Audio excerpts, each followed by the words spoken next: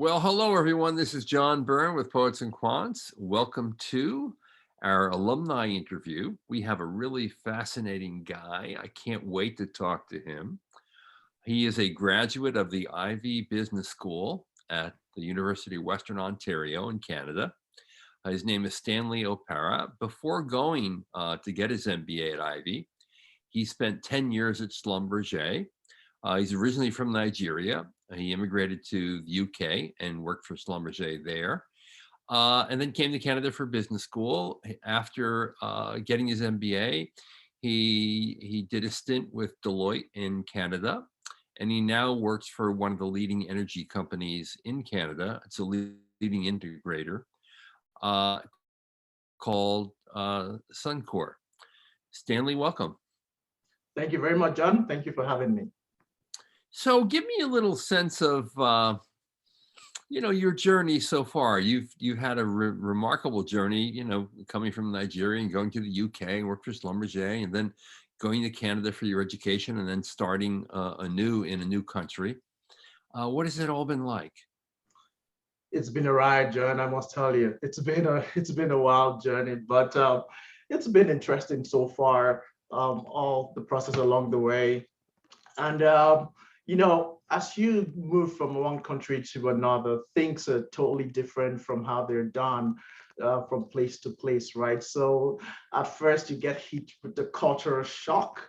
You're like, oh, okay, this is not what I'm used to. This is a bit different. And the good thing is, as that hits you, you learn from it as well. So I have been learning. I say my life is a lot of, it's a school. So I have been learning a lot, moving from Nigeria to the UK. And while I worked for Schlumberger, if you know Schlumberger, it's an organization that takes you around and you do these cool things. So I've been fortunate to do some work in Abu Dhabi, attended classes for months in places like Milan in France, and even did some things in Houston. So all these various interactions that have happened in my life have made me a bit more experienced and richer as a person. Plus, you're a married guy and have children. That is correct. Yep, I have two young kids. At the time we left the UK and moved to Canada in 2017. My first guy was so he was born in 2013, so he was 4 years old at the time, and the little guy was 2 years old. So you can imagine bundling the whole family with two young kids, and you're traveling from one country to the other. It was, let me say, it was fun.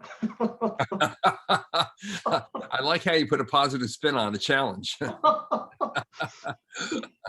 So tell me, what led you to pursue an MBA to begin with?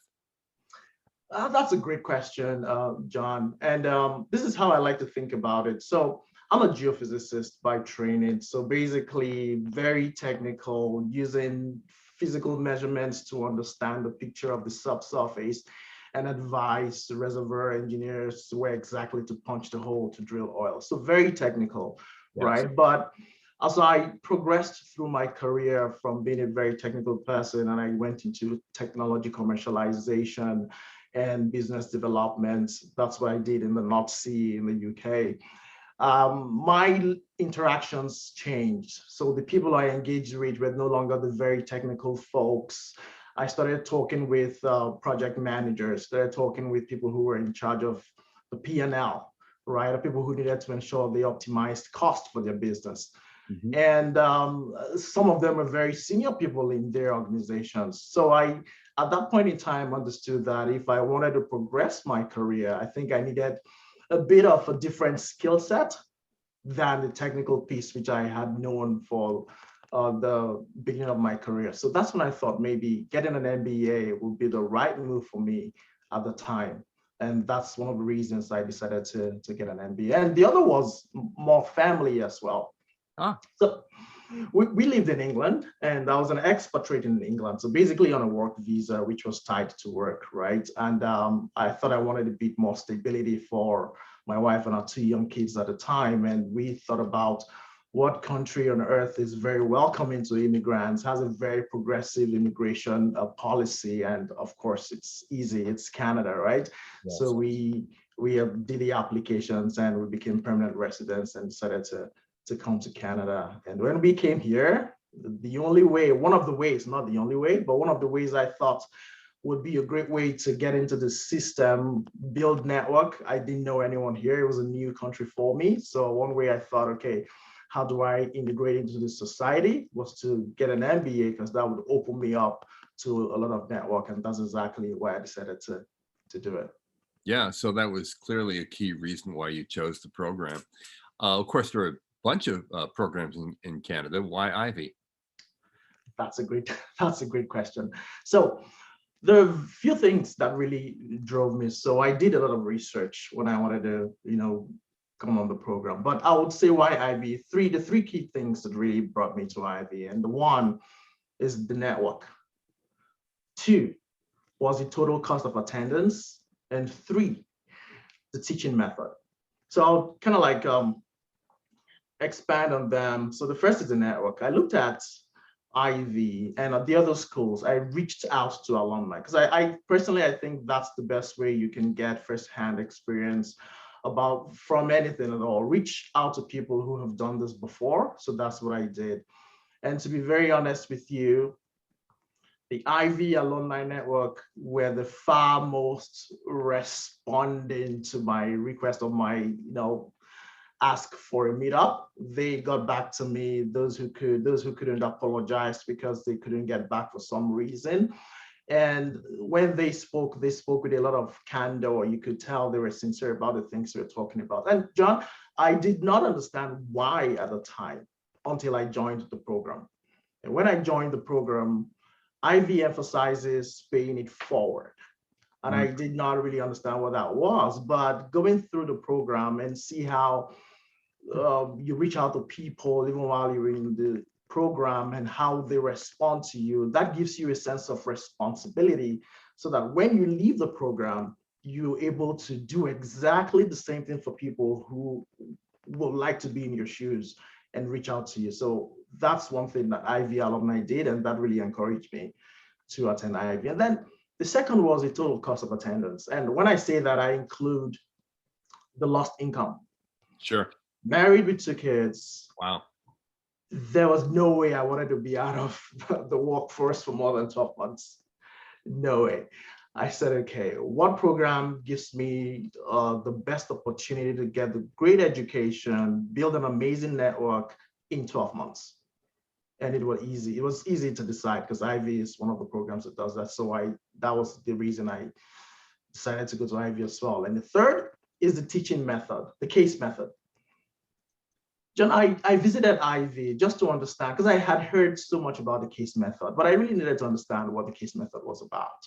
And I attended the class. I still very clearly remember a class by Professor Glenn Rowe. And he was teaching, and you could see the energy in the class. You could see the back and forth. You could see people, having very constructive conversations with each other, and people being picked up on the spot, and they give very sound, structured responses. At that point, I'm like, I think I need to be a part of this. There's no way I want to miss out on this. And that point, that made me decide that, okay, I think I would come to Ivey. Yeah, there's nothing better than witnessing and participating in, a well-orchestrated case study class. I mean, it's fascinating. It's fast-paced. It is surprising how smart people are in that room as well, sharing their own experiences and knowledge with whatever the case covers. That's right. So so you get there, and tell me what happened. How did it fulfill your expectations? What surprised you? What are the things you like best about the program? Oh, that's interesting. Well, first of all, I traveled in January of 2017 to London, Ontario, where Ivey is based, and it was cold. I hope you wore your long underwear.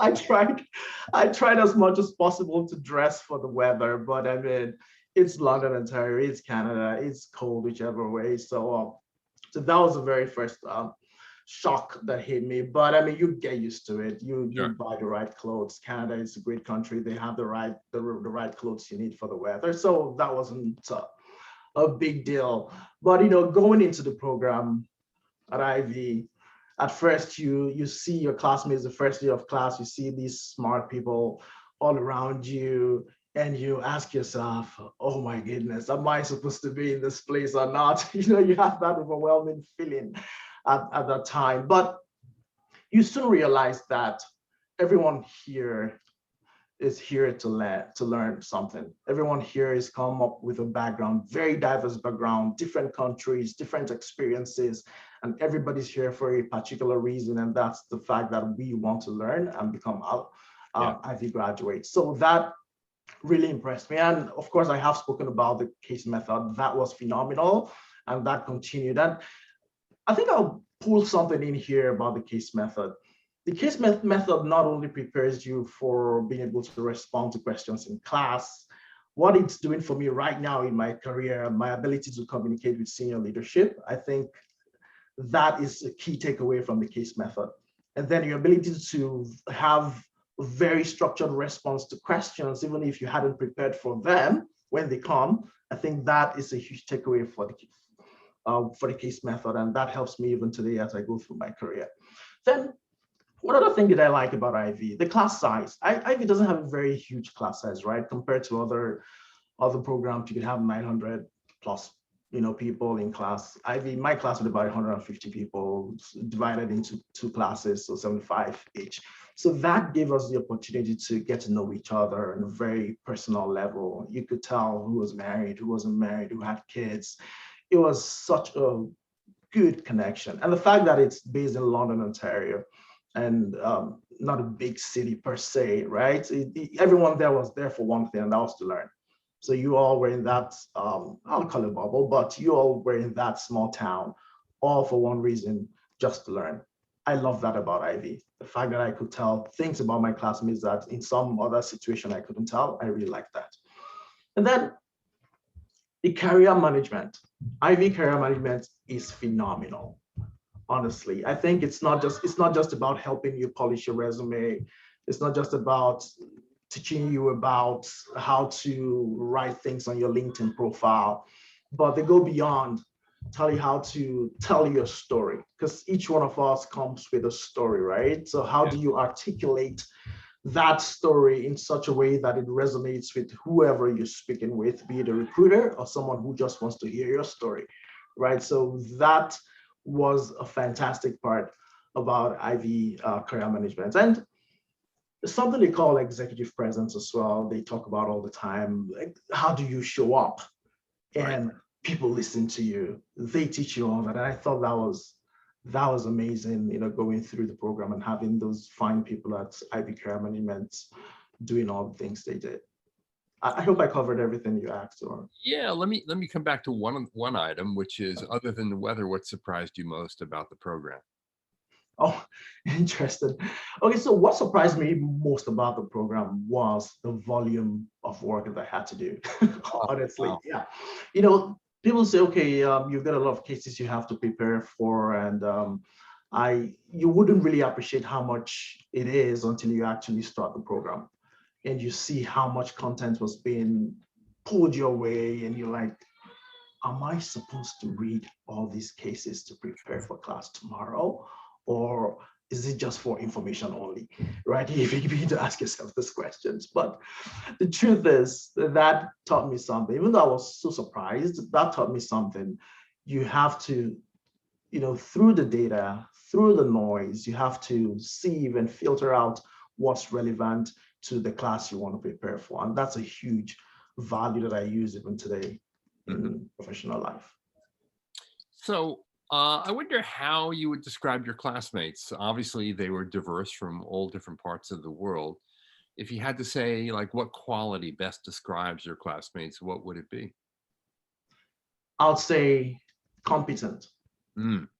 Hmm. So the classmates I had were competent in every field they came from. So we had doctors in class, we had lawyers, we had accountants, business people, of course, lots of them. We had, scientists like myself and engineers. But when you had conversations with them, you could tell that these people were the best at what they did.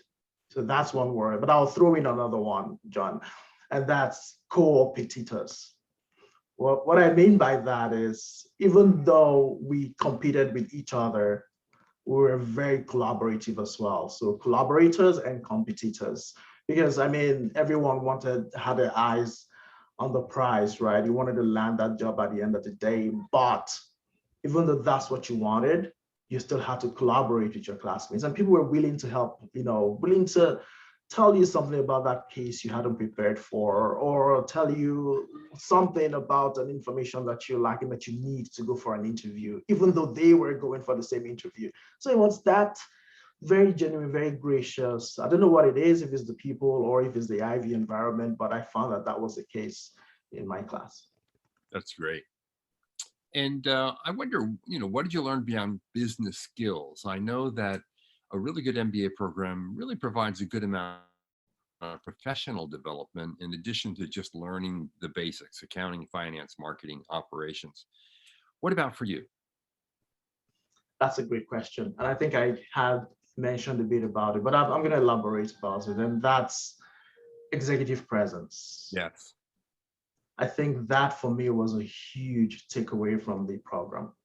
How do you show up in a meeting, and what you say matters? People actually listen to you, because you might have the greatest content, you might have the greatest information in your head, but how you present that information is as important, if not more important, than the information itself, right? So Ivy, what it did for me personally was to teach me how to structure my words, how to present myself in such a way that it doesn't matter the level of leadership in the room, they will pause and listen, because it's structured, it's articulate, and it's simple.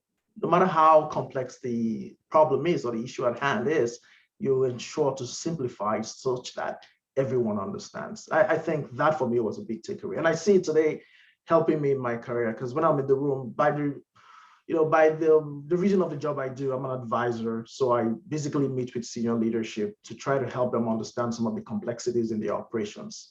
So drilling down those levels, how do you present something to someone who knows so much about that thing than yourself, right? I'm not a mining engineer. I'm not a chemical engineer working in the refinery, but how do I structure a refinery problem in such a way that the contact engineer understands it and is able to appreciate and see the value, and then help him solve the problem? So that, I think, is one thing I took away from Ivy, which is great and amazing for me today.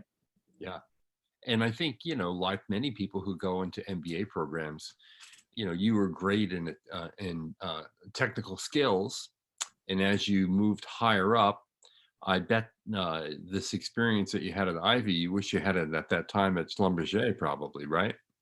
Absolutely. John, sometimes I think back, I'm like, the things I do now, the way I tell my story, the way I structure problems now, what if I had it during my time working in the UK at Schlumberger? It would have made a huge difference, in my career projection for sure. But, I mean, looking back we say hindsight is 2020, right? So it's clearer now how it would have been. But the good thing is I did the program when I did it, and that has prepared me for facing the challenges, or moving my career forward and tackling the things that will come in the future. Now, as an international candidate who came to Canada for school initially, I wonder what advice you might give other international applicants who are not only looking to get an MBA degree, but they're also looking essentially to reestablish themselves in a new country as well. And I just want to point out to our audience that, in fact, you have a podcast that you started not too long ago called The Immigrant Story, that actually captures the stories of people who've migrated from one country to another to basically not only refresh their life, but to reinvent it. That is correct, and I think that's a very important question, John. Thanks for asking that. So I think I'll segment this question into two parts. So the first part would be for people who are looking to get an MBA, right? International students looking to get an MBA. and not just international students, even domestic students as well, looking to get an MBA. That's one. And then people who are moving from a different country and trying to settle in another country. So the first part, I'll say, if you're looking to do an MBA, it can be very daunting. It's a daunting task because there's so many programs, and each program has its value proposition, and there's so many selling points. There's the rankings, there's everything that could get you so confused. It's very exhausting, to be honest. So if you're looking to do an MBA, what I did, and I still think it's one thing that helped me make up my mind real fast, was reaching out to alumni. Reach out to alumni. I cannot overemphasize the importance of talking to someone who's been through the program. And did you reach out specifically to people who had similar experiences to your own? That's a good question. So I did search for people who had similar experiences, who were technical oil and gas people. I'd say not very many at the time, not very many. So I had to diversify and ask other people who had different backgrounds in banking and the rest who went through the program. But the truth is, an alumni or someone who's been through a program or through an experience, not necessarily a program, right, will tell you something in 30 minutes that will take you 30 hours to find out on the internet, or even more, right? So I think that it's a very important thing to do. There are people, you would find those who are, of course, biased. It's a program they've been through. They love it, right? They will say, hey, this is it. Forget every other thing. Just come here. And then you find other people who will tell you exactly how it is, the good, the bad, the ugly. And then you decide. But I think it's critical you hear directly from people who have been through the program. So I think if you're looking for an MBA, reach out. Talk to someone who's been through the program. It's immensely important. Really good advice. How about those who are moving from one country to another? Yeah, I spent a lot of time talking to people about this. It's one of the key themes that I've heard from all the interviews I've done on my podcast, talking with people, is be ready to work. When I say be ready to work, it's not just finding a job and doing work, but there's so many things you have to be able to do. And they say things like volunteering. Be ready to go out there, put yourself out there and volunteer. That's the way you make connections. Because one thing that you need to realize is if you're moving from one country to another, you're leaving behind all the network you've built over years, friends, family, name it. Buddies that you've grown up with, you're leaving them behind and you're coming here where you do not have any network. So the first and one really important thing for you to do is to begin to rebuild that network. And one way you could do it, for me, one way I did it was to get an MBA, because I knew that was a network I needed to tap into, and that really helped me in my career. So you could do that. You could volunteer. We go out and volunteer. You could seek out mentors. People are willing to help. That's something, the key theme that's each of my guests have talked about. People are willing to help. Reach out, be sincere. Don't be transactional. Reach out very sincerely. This is what I'm looking to do. People are willing to spend your time to tell you exactly what they have done to go through the process. And then don't be shy. Don't be shy. Be bold. Be courageous. Be confident. If you know something, say it. If you have an idea, pitch it. And that's how you get visibility, and that's how you begin to establish yourself in the new country. Yeah, all good points. I wonder how much of a challenge it is, because as you mentioned, just an MBA program itself, particularly in the beginning, is quite rigorous and demanding. And it's a lot of work. And so you layer on top of that a transition to a new country and a new culture and new people, and not really knowing anyone when you parachute in there. Wow, it's pretty daunting if you think about it. Oh, absolutely. And to be very honest, the first few months of the program was such a challenge for me personally, because on top of the fact that I wasn't moving alone, two young kids, settling them, looking for school, looking for daycare, while you're going through these cases, a very, very rigorous program. While you're doing all that, you're still trying to ensure that the family is okay. But thank heavens for my spouse. She was very supportive, right, at the time, and I still a lot of gratitude to her for all the support she provided to me to be able to go through that program. But I mean, you face it as you come into a new country, you know that it's going to be challenging, you know it's going to be tough. I usually say that, you know, immigrants are the reason why the words resilience and, you know, tenacious were coined in the first place, because you're leaving everything behind and you're starting all afresh. But you understand that it's not going to be an easy road. Sometimes you'd have to step down, step back to step up, right? You have to take jobs that are kind of lower than what you did in your country before you moved to the new country. But be rest assured that once you set your direction, once you know exactly what you want to achieve, speed is not very important. You will get there. You just need to ensure that you set the right focus, you understand what you want to achieve, you're doing the right things, you're making the right networks, the right connections. These things will help you along the way. And then people will come as well. People are very important to the success of almost everyone. The people you meet along the way, as long as you're genuine, not transactional, you're sincere in how you approach them, you make those connections, they will help you along the way. Terrific. So Stanley, where do you see yourself in 5 years from sort of a career standpoint? I know you may have 2 more children or whatnot. Don't tell your wife I said that, but hey. But from a career standpoint, where do you see yourself? No, that's a great question. So in 5 years, I see myself in a position of influential leadership. And mark my words, I'm very intentional about the word influential leadership. So right now, I help leaders understand what they need to do with operations and influence in some way. But for me, my passion, and that's why one of the reasons I'm doing my podcast is to help people, is to give people a chance so they don't start from where, say, people like myself started from, right? So they're informed going into the process. When I say influential leadership, I'm hoping that in the next 5 years, I'll be in a position where in an organization, in my current organization or whichever organization I find myself, I'm able to steer the career of younger people, help them understand, what it is that their careers can become based on the things they do today. So not just influencing top leaders, but my passion is more towards the people who are coming behind me.